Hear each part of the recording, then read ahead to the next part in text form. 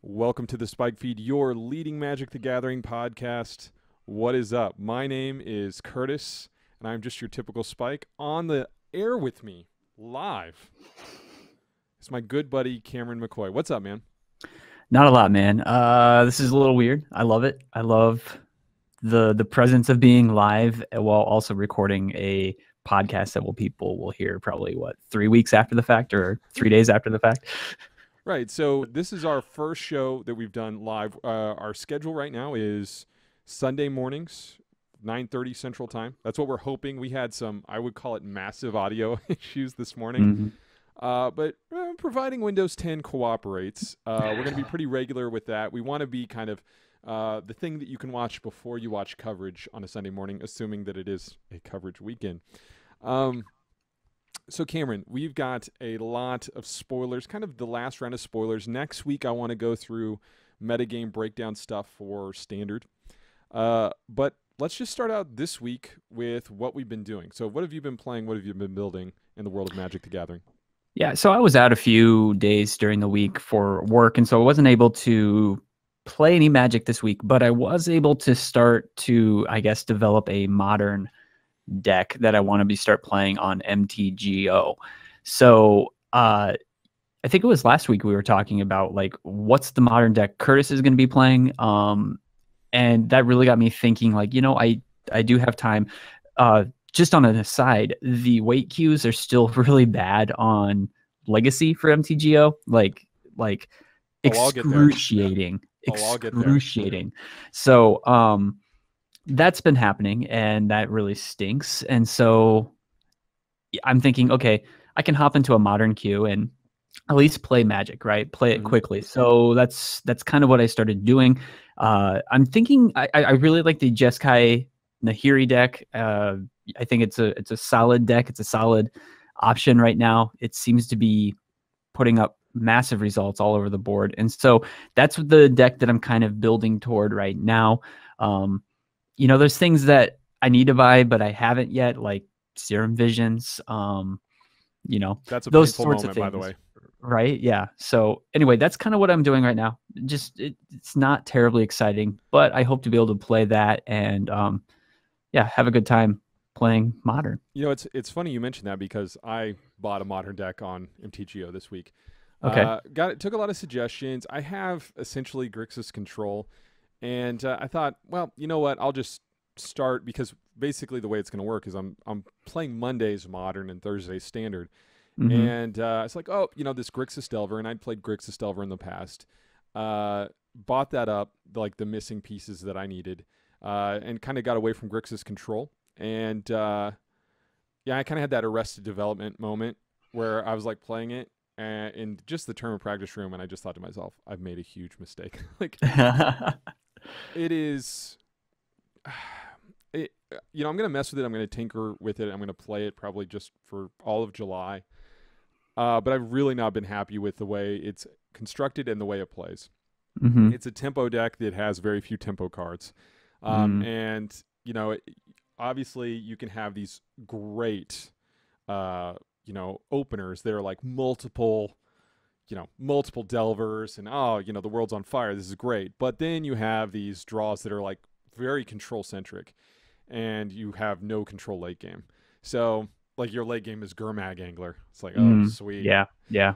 But yeah, can we just talk? So this week I played Standard. I've been playing Ban Humans. I don't know that there's much that's really worth discussing there. But I want to just kind of talk about what went on this week in terms of the buyout stuff, because I think that was kind of what my week revolved around in terms of Magic, and I got a massive amount of feedback, and some of it was interesting, some of it was kind, some of it was very unkind. But I kind of want to go through this because what I did is I tweeted out an article that I mentioned on our last week's show about the comic book bubble bursting. I just said, hey, this might still be relevant.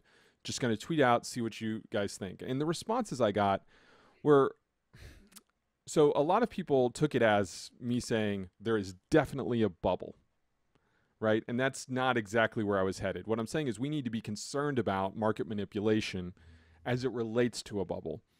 And Sure. and it's a very scary thing that could be a potential problem. Again, this is not me being Chicken Little, but I got a bunch of feedback that said, like things like, I must not be a legacy player. I'm just angry because I don't have the cards. This kind of stuff, right? Sure. And so my concern kind of breaks down into two levels. Number one is that there's a bubble that can affect stores and players financially. So let me kind of paint a scenario for you, Cameron. Let's say that someone becomes very good at counterfeiting the cards. Okay? And by the way, when I brought this up, almost everybody says, "Oh, you can tell. Oh, you can tell." It's like, well, all it takes is one time of you not being able to tell, and then we have a problem, right? Yeah, right. And Yeah. we're not talking about amazing things. So, like, let's just say demand evaporates, and then you have stores that have a massive amount of money put into these cards, and the value collapses. That's a huge problem for the market. But the bigger problem, and this is what I wanted to talk about, is what it's doing to legacy and how quickly it's killing it. And I got a scary amount of feedback that was just legacy's fine, including one person that told me legacy is more popular than it's ever been. Like, I don't know how can you honestly come to that conclusion? How can you? So, first of all, legacy leagues there's only competitive legacy leagues, right? Are there? Yeah. And how often do you wait in a queue? I waited like 10 minutes on, what was that, Monday I mean, it was 4th of July. I thought, oh, there's gonna be plenty of people around. It took forever, and I gave up, actually. So and online, it's like the exact same price as Modern, right? And if you looked at the coverage, the most depressing moment for the whole thing was the coverage this weekend. There was a Legacy Open right on the East Coast in a city that I can't pronounce, and I'm not going to pretend to try.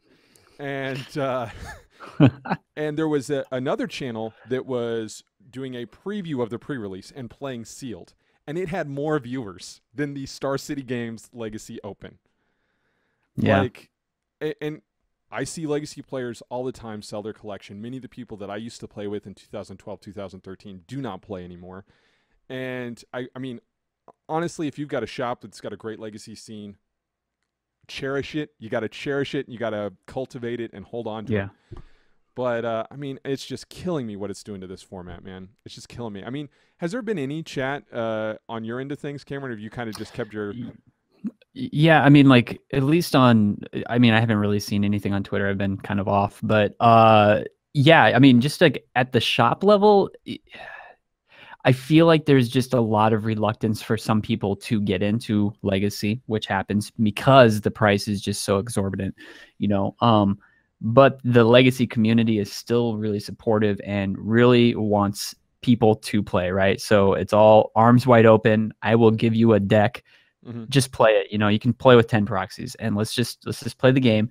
That being said, you get like 40 people playing standard, and you get 10 playing legacy. So I mean, it's just the nature of it, right? Right, and I don't want to group out all the feedback, because the majority of the feedback I got was legacy players that are enfranchised and that are frustrated because they have the cards, but they realize that new players are going to see this and they're going to buy into Modern. They're not going to buy into Legacy, and that's really been tough. It's been tough for me. Jason in our chat is mentioning that he's been downsizing his Legacy collection. I've been massively downsizing my Legacy collection. I went from at one point my peak I had 4 decks, and now I have 1. Right, and so I'm holding on to that 1 deck. I'm Maverick till the day I die. Right, but sure. Anyway, that's just been the discussion du jour, and I wanted to, because that's what my week has revolved around. I streamed Banned Humans, and hey, I play Collected Company. Sometimes it worked, sometimes it didn't, right? Sure, yeah. So there it is. Anyway, Cameron, we've got a massive amount of spoiler cards to talk about. I really want to kind of dig into that. We'll be right back after this. All right, guys, and welcome back. Today is our last kind of set of spoilers for Eldritch Moon. A few warnings. As always, we have a failure rate of about 50%. I actually went back and listened to our Dragons of Tarkir spoiler shows while I was mowing the lawn. Okay. And we weren't terrible. We weren't great, Maybe we were a little Uh, too excited about Narset, but hey, it's how who it goes. wasn't at the time? I mean, Who wasn't indeed? Like I stand by my excitement. it was pre-selling for like $50, so we were not alone. Dang. Yeah. Anyway, so first card I want to talk about, Cameron, is Spell Queller. Why don't you go ahead and read that one for us? Yeah, Spell Queller. It cost 1 white blue. It's a creature spirit with a power and toughness of 2/3. It has flash. Flying. When Spell Queller enters the battlefield, exile target spell with converted mana cost 4 or less. When Spell Queller leaves the battlefield, the exile card's owner may cast the card without paying its mana cost. Um, this is a really interesting card. I haven't totally unpackaged it yet as far as like it being like a really good card or not. I don't know, but it's very interesting. It's interesting in the way that like Reflector Mage is a very good card, and just it's a utility card where it's going to do what it does very, very well. The downside of it leaving the battlefield seems kind of awkward and weird, where they lightning bolt it and then they get to cast the card anyway, right? So I mean, it seems to have some tempo advantage, but I don't know if this is going to be like the amazing card that $9 says it's going to be. I don't know. So I don't know if this is the best card of the set. I don't think it is. It might be the most fun card. For sure. Yeah. So this could be the card that really pushes the quote spirits deck into the forefront, or a blue-white flash deck. So Rattle Chains is a very powerful card that could play with this. Also a notable spirit is Anafenza, the Kentry spirit. That's the 2 white for a spirit, and then whenever you bolster whenever a non-token creature enters. There's a skeleton of a spirit deck, and it would be a tempo deck. You would play things like unsubstantiate, things like that. Mm-hmm. And so there's just so much utility built into this thing. Everybody looked at this and said, collected company, banned company. And I that is a thing, right? And obviously, you could get into these very awkward, okay, collected company, Spell Queller, and then they could Spell Queller the Coco back. There's going to be a lot of interesting things happening on the stack, and it really reeks of a fairy card. It feels like this was printed in Lorwyn, right? Yeah. But I feel like this is more of a Spirit Tribal card than a Coco card. Okay.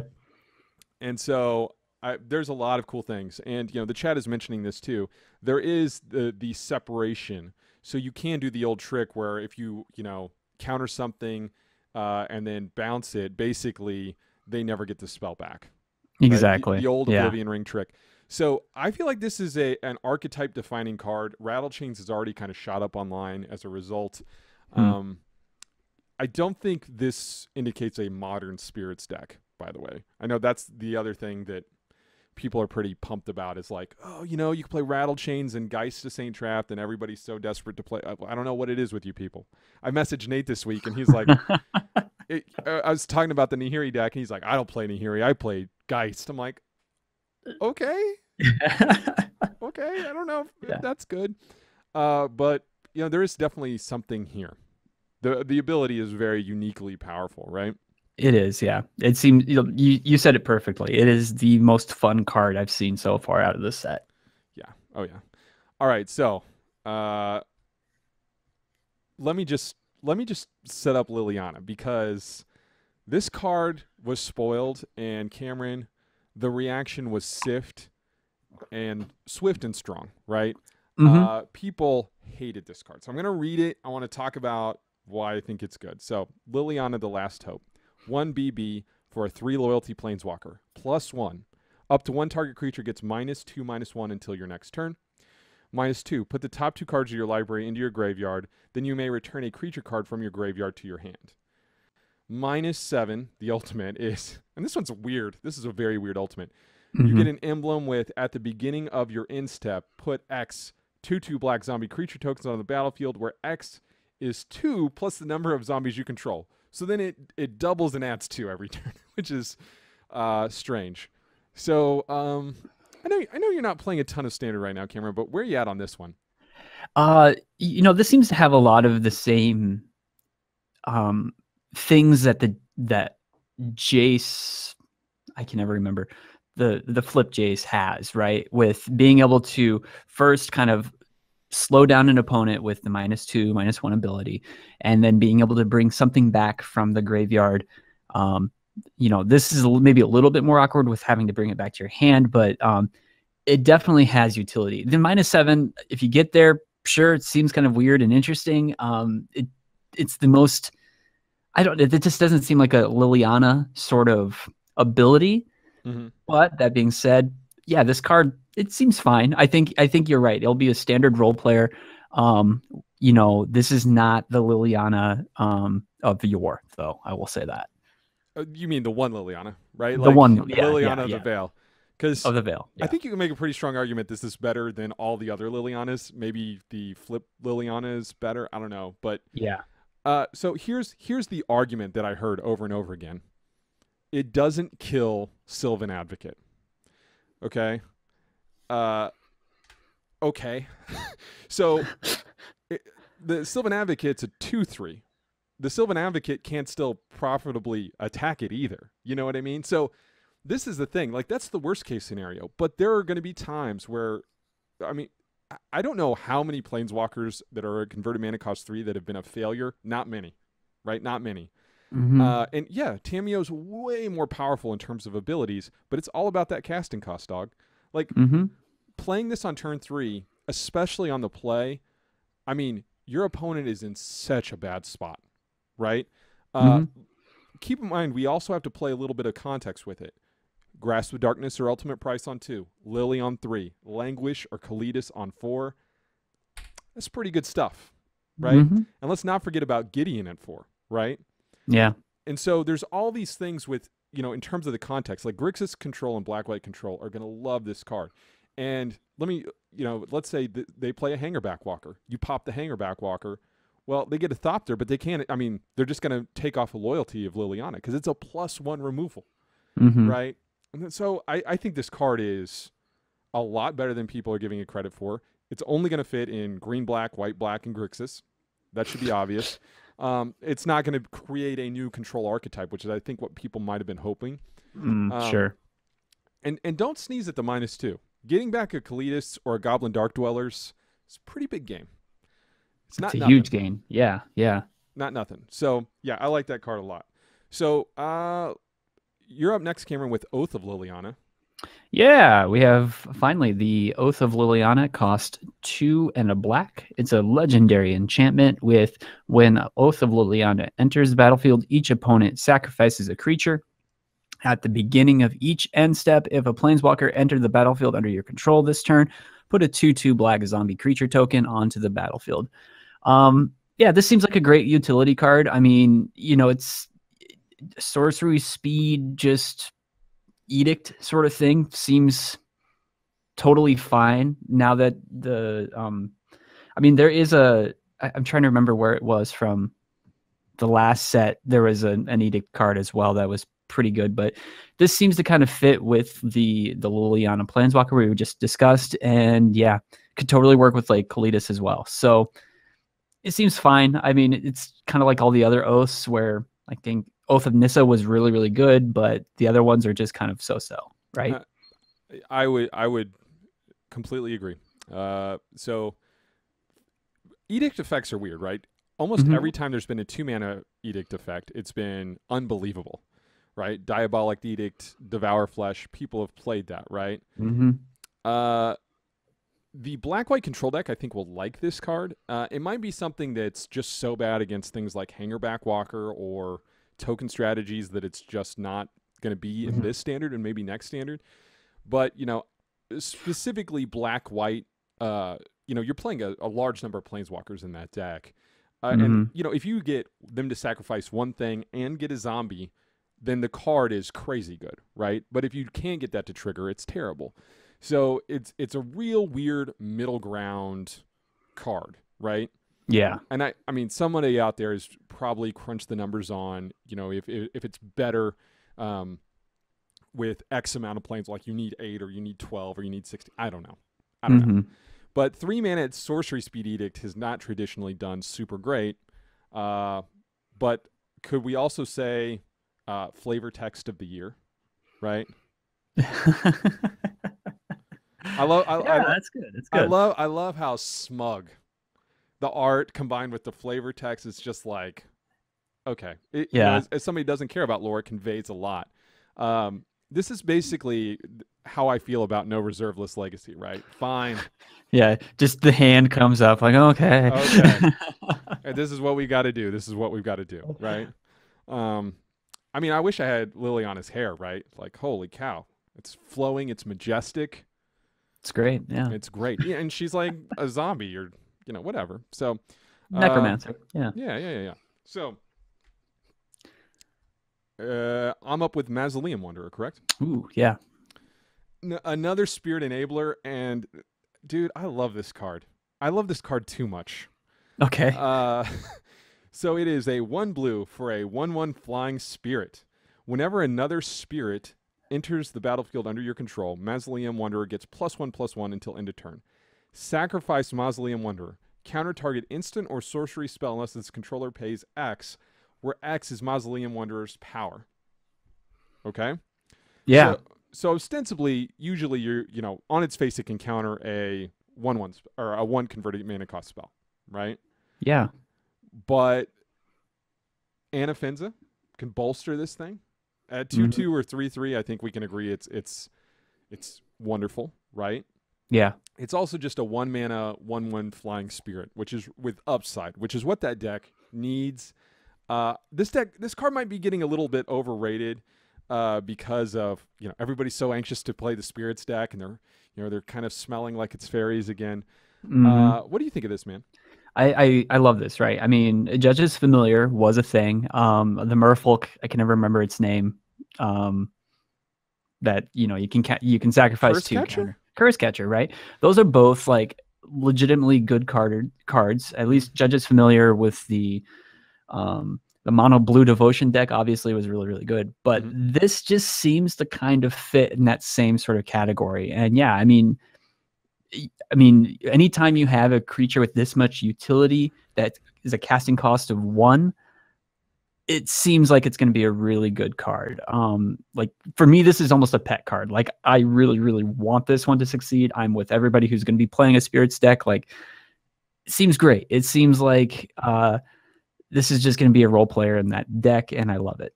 Yeah, and by the way, with Rattle Chains in play, it can just be a gotcha, right? Like, yeah, they won't know that it's there. You're going to get in all these great spots where you don't know if you should counter a spell or leave it on because you have lethal, like the kind of stuff we live for, right? Do I counter a spell or do I kill my opponent? You have to be of a very specific mindset to think like that. Yeah, that maybe countering a spell is more fun than actually winning the game outright. But yeah, I'm one of those people for sure. All right, Cameron. So let's go to Ishikana is how I think you pronounce this. Ishikana, yeah, right. The Graph Widow. It's a legendary creature spider that costs 4 and a green. Power and toughness of 3/5. It has reach, delirium. When Ishikana Graph Widow enters the battlefield, if there are 4 or more card types among cards in your graveyard, put 3 1/2 green spider creature tokens with reach onto the battlefield. I want it to be speeder tokens now. Right. We're going to just call it from now on. I love it. It also has pay 6 and a black. Target opponent loses 1 life for each spider you control. Yeah, I mean, this seems like a good card. I mean, with it being green, I think you can ramp to the 5 casting cost fairly easily. Yeah, I see this in that green-black deck, right? Where you're going to very easily get to hopefully 4 card types very quickly. And then it's just a matter of, putting those spiders into play and then using, I don't know, it just has a lot of utility in that sense. So, I mean, this is definitely a role player in that deck. I don't see anything beyond that as far as like modern or legacy or anything like that. Right there with you. Oh, well, dude, let's never count out Nick Fit. You never know with Nick Fit what giant silly green picture. creature they're You going to called play. it. Nick Fit is going to play this. Yeah. I mean, dude, you've played against Legacy Nick Fit, right? And all of a sudden they're like Thragtusk or, just crazy things that, Yeah. Siege okay, Rhino. Siege Rhino, whatever. So I don't know if they'll play it, but, every time I see a big, ridiculous green creature, I think of them. Mm-hmm. No, I'm right there with you. The season's past kind of decks tend to have a little bit of trouble with Avacyn. They can Yeah. kind of queue up a number of ultimate prices or ruinous paths or whatever, and then, oh, hey, here's Avacyn. Everything's indestructible, and now I'm going to attacking you for the win. So it's good in that scenario, and it's kind of a nice big body and a win condition for that deck. That being said, it still is going to be like a 1 of, 2 of, Mm-hmm. This has got apparently a lot of casual appeal, from what I've been told. Sure. But yeah, it's cool. It's cool. So the last card I want to talk about, Cameron, what I think is the most underrated card of the set. Are you ready for this? Oh, okay. Yeah. Incendiary Flow. 1 in a red for a sorcery. Right? Incendiary Flow deals 3 damage to target creature or player. If a creature dealt damage this way would die this turn, exile it instead. So, as a modern or legacy player, you're looking at this and saying what? I'm playing this against Coco, right? I mean, nothing. You'll never play this card. Yeah, I know. Yeah. This is standard only, but guys, it is so good in standard. It is so good in standard. The ability to deal 3 without spell mastery, the ability to exile things. I mean, this embarrasses Hangerback Walker. Mm-hmm. Kills a Sylvan Advocate, right? It can hit a Planeswalker for 3, which might be strangely relevant. There's not a lot of spells that do that right now. So this is not good in terms of the history of Magic, but it is really good for red decks right now, and they very much need this. And yeah, it would be great if it was an instant, but it's not going to be, right? They're just not going to do that anymore. We don't get 2 mana counter spells, real counter spells.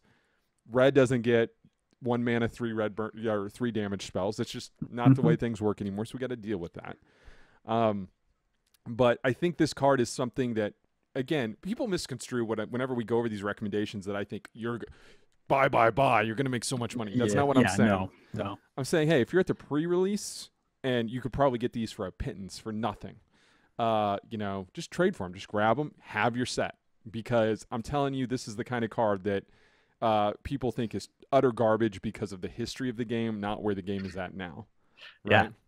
Yeah. So, did you like my Jim Cramer? Yeah, here's what I think. I think this card is utter garbage because of the history of the game. So you would say that. Yeah, you would say that. So anyway, Cameron, are there any other cards that really spoke to you? Because that's my list. Nothing off the top of my head says like, oh my gosh. There's a lot of talk about the Liliana.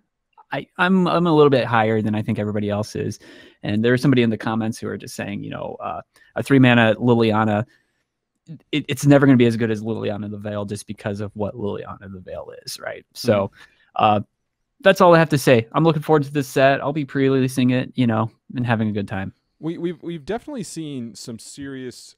I hesitate to call it power creep, but the density of powerful cards in this set is really noticeable lately. Because Oath of the Gatewatch, when that came out, I thought, God, there's some really strong stuff here.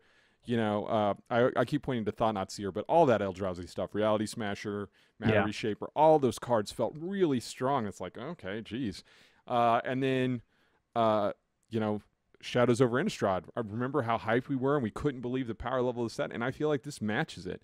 There are the multi-mode cards that we haven't really gone over because there's a lot to kind of chew on. They all seem pretty, really good, very utilitarian and standard. But there's a lot to kind of figure out here, and I'm really digging it, and I wonder if it's just because of that 2-set system. They have to put more powerful cards of a theme with one less set. You know what I mean?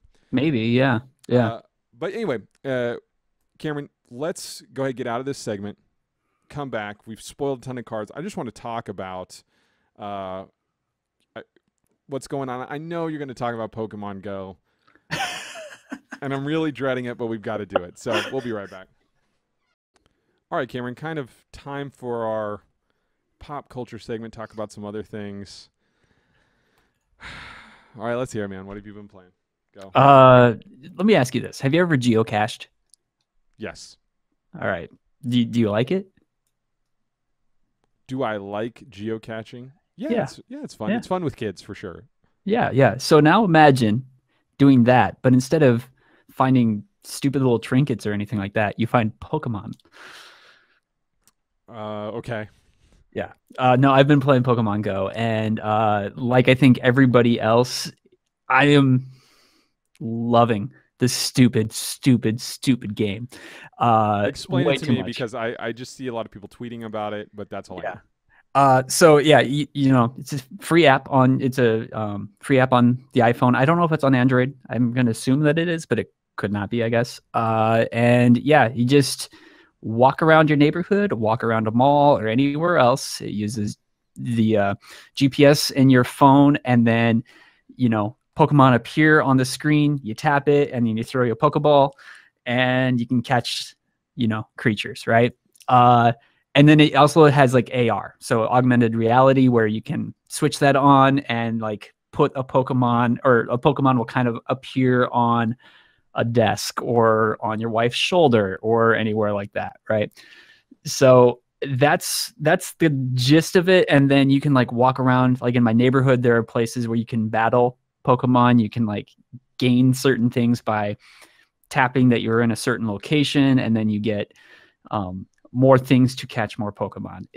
I mean, it is so Nintendo. It is so exactly what you would think of a Nintendo game, but it's on the iPhone, which is really, really cool. So, I have how do they monetize it? So there are microtransactions because you only get X number of Pokeballs, and then you can get like incense to catch more Pokemon. All these things that are there. So you pay like $5, you get 500 Poke coins or whatever it is, and then you can buy more Pokeballs or anything like that, right? Um, I mean, I would say this: like, I think your daughter would love this game. Okay, something Yeah, that's something worth keeping in mind, I yeah, suppose. yeah. It's really cool. And so like, it was funny because like I was driving down the street, and there's like some 20-something-year-old guy who probably watched the Pokemon cartoon and played the original Game Boy game, and he's just like wandering around. I guarantee that guy was playing Pokemon. Like, there's gonna be a lot of people getting hit by cars because of this game. Okay, little social Darwinism there. Uh, Now, I honestly, the Pokemon craze, I mean, I'm slightly too old for. I don't know. Like, I want to say that Pokemon came out when I was maybe ninth grade, 10th grade, something like that, maybe even older. And so I've never actually played the card game. I've seen like maybe 2 episodes of the cartoon. I've never played a Pokemon video game. So Yeah, I'm on the outside looking in. I'm just an old man, I guess. But, you know, you're the cool kid playing Final Fantasy VII. Like, I mean, well, duh. Well, duh. Try Chrono Trigger, am I right? No, Oh yeah. no, but everybody's talking about it, and I feel like completely out of the loop. But that's okay. I'm okay with being out of the loop every once in a while. Sure. Like Sure. whenever people tweet about, the NBA, I'm totally out of the loop. I don't know what's going on, and these are things I got to figure out. So, one thing that we failed to talk about last week that I just wanted to mention is VR. So I've got to try the HTC Vive. And it was an amazing experience. I was really, really, really blown away. I probably am going to get a PlayStation VR now, but I would encourage you, because what's happened is a bunch of hobby shops, even card stores, are buying into having a rig and having a space for you to use. Because especially a lot of card shops have a lot of kind of area that they're not utilizing unless there's a PTQ or something. Sure. But try it. Yes, you will look ridiculous in front of other people. Just be okay with that. PlayStation is doing like a series of open, like you can put in your zip code and they give you dates and times of places to be to try the PlayStation VR. And they're starting like now. Like I could go to one today in Kansas City. Nice. So Okay. they're all over, Cameron. I would recommend you try it. But I was one of these guys that thought there's no way I'll be interested in VR. This is so silly. It's a Mhm. gimmick. I didn't like 3D movies that much, whatever. And loved it. And I can't wait to add it to my home. I can't wait to like be on the bridge of the Enterprise with you, Cameron. Uh, and you say engage, and then I like fire up the thrusters. Isn't that what we want to happen? Uh, that would make me so happy. Yeah. That's what we want to happen, man. So try it if you haven't. That's my recommendation. All right, Cameron. So a little bit of housekeeping we've got to go through here. Mhm. So streaming, we're gonna do this live. Hopefully every week. We were way late this week because of you know Technical. we'll call it Yeah. technical. I would put it all on Windows 10, but whatever. Mhm. But this 9:30 is when we're hoping to start before coverage. Feel free to pop on, interact with us. I also stream on this channel Monday nights modern and Thursday nights standard. And feel free to pop in and chat with me there. I would say that it is very chill. I'm much more into having a conversation with people that are on. I'm not Mhm. going to be like PAX, PAX, PAX. Let's open PAX on stream and all this kind of That's just not my vibe. So hey, I want it to be a very chill atmosphere. Feel free to pop in. Also, you can catch me on Twitter at Curtis Now. Cameron, where can they catch you? At Cameron_McCoy. And our official show feed is at SpikeFeedMTG. We will check you guys next week.